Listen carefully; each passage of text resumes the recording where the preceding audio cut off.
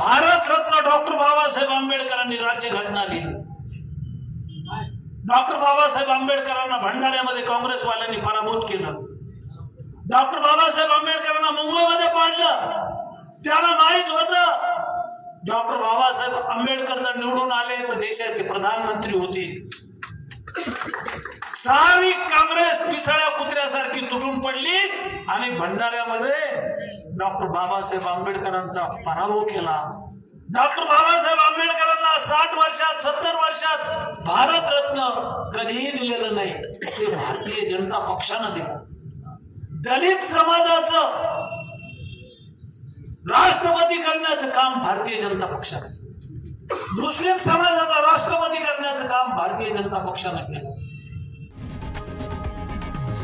लोकशाही मराठी ऐका, पहा, जागरूक रहा।